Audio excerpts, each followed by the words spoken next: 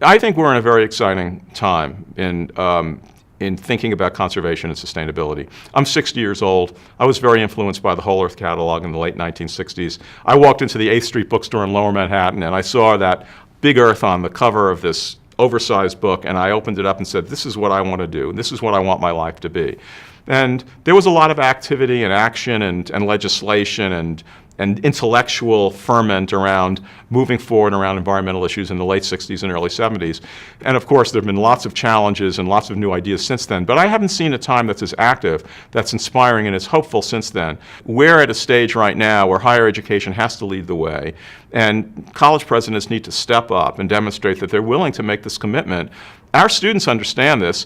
Climate change is one of the hardest concepts to understand because it's so intangible.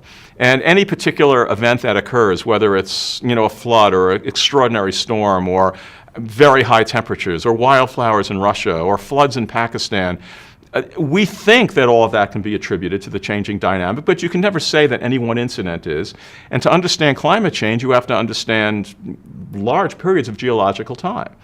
And of course, we all know that with the economy and all the other challenges that face our country, unfortunately, climate change often gets relegated to further down the agenda. But in my view, and I think in the view of the ACUPCC, it's the most important thing that faces us. Because ultimately, it's going to trump issues of jobs, and these are issues of survival. So our job, our role as educators, we have to show the leadership here. That's especially important right now. So that's the first thing. The second is that there's nothing that's more important in this movement than developing personal relationships.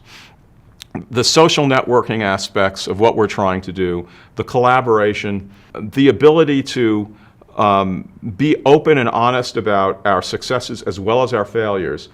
You need your peers to have those sorts of discussions. And the ACUPCC provides that at its very best.